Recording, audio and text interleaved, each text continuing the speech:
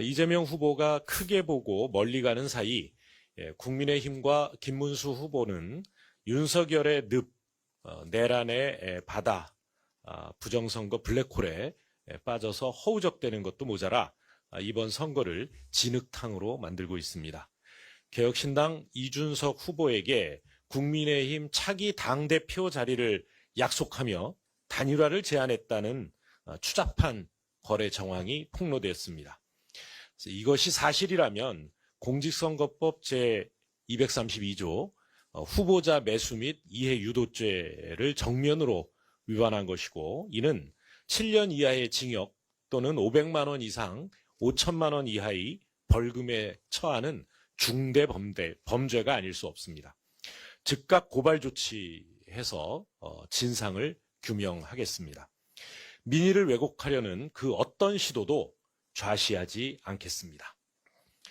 감옥에 있어야 할 내란범 윤석열은 어제 지지자들의 연호를 받으며 부정선거 다큐 영화를 관람했습니다. 목불인견의 광경입니다. 한마디로 내란 행위를 합리화하는 억측과 망상의 가짜뉴스 다큐멘터리 영화입니다. 선거는 주권 재민의 헌법 원리를 제도로 구현한 것입니다.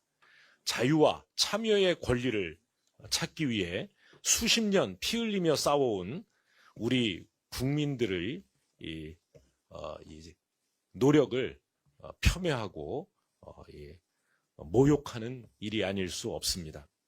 한술 더 떠서 김문수 후보는 윤석열에 화답하듯이 부정선거 의혹 일소를 위해 최선을 다하겠다, 이렇게 이야기했다고 합니다.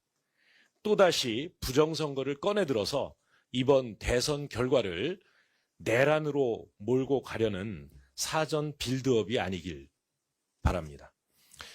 김용태 비대위원장의 아닌 밤중에 홍두깨 같은 배우자 토론 제안도 제대로 헛발질이었습니다. 지난 3년 대통령 본체가 김건희였다는 것을 제대로 스스로 소환한 셈이 되었습니다.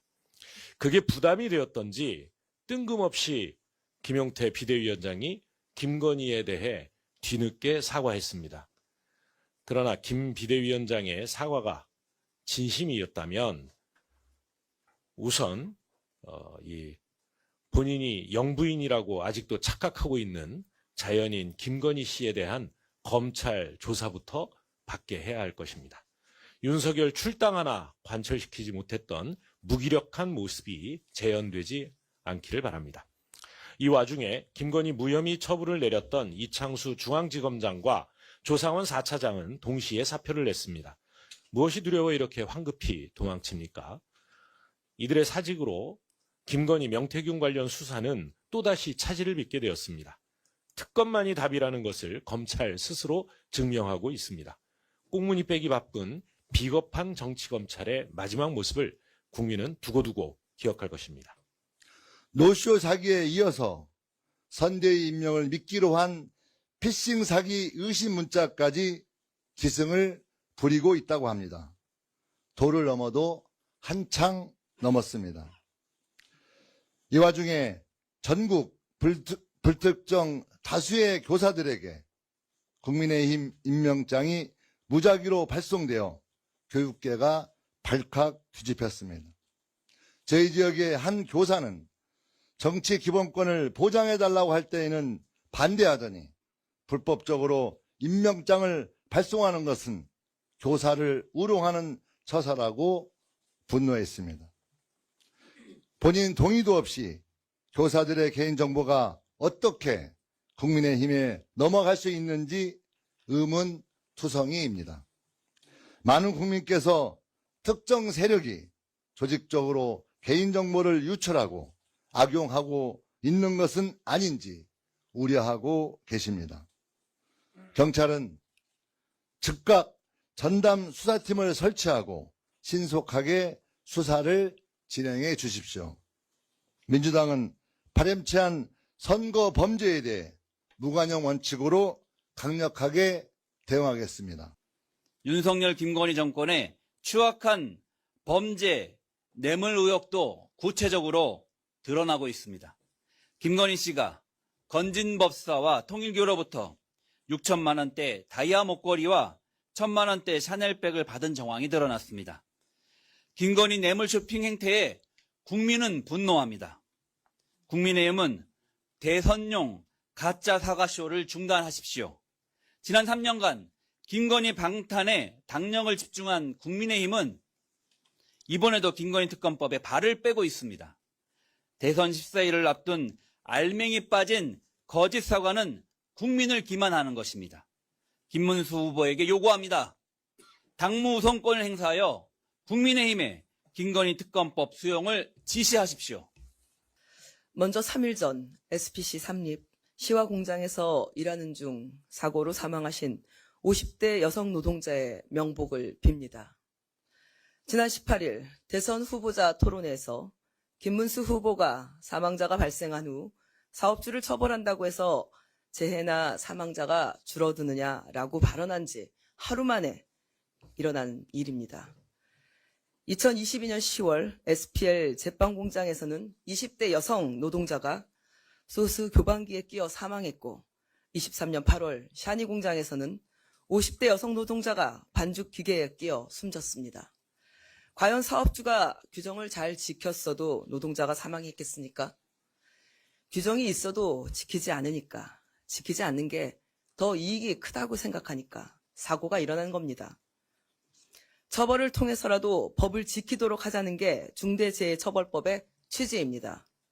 당시 국민적 요구로 여야가 합의 통과된 법안을 김문수 후보는 마치 잘못된 것처럼 호도하고 있습니다. 김문수 후보는 윤석열 내란 정권 노동부 장관 출신답게 국민의 생명을 지키는 일을 외면하고 오히려 최후의 보루인 중대재해처벌법을 무너뜨리려고 하고 있습니다. 그리고 20일 김문수 후보는 부분 근로자 대표제를 여성 공약이랍시고 내놨습니다. 직무, 직종, 직군 등으로 작게 쪼개서 일부에게만 의견을 묻겠다는 것인데 이것은 전체를 대변하는 노조보다 발언권이 약해질 수밖에 없습니다.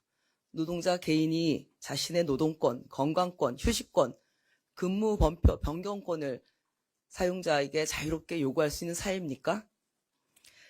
여성 노동자를 위하는 척하면서 근로기준법 개혁을 시도하는 김문수 후보는 당장 사과하십시오. 지도자로서 기본 자질도 없는 내란 옹호 세력 김문수 후보는 당장 사퇴하길 바랍니다.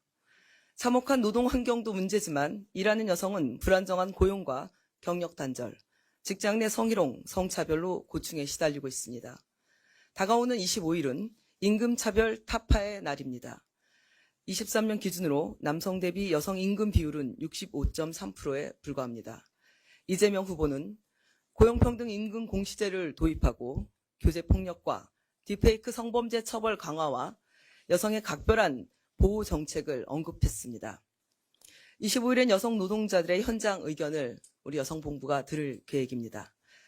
많은 국민과 언론이 이재명 후보의 여성 정책에 관심을 보여주고 계십니다. 그만큼 민주당 이재명 후보에 대한 기대가 크기 때문이라고 생각합니다.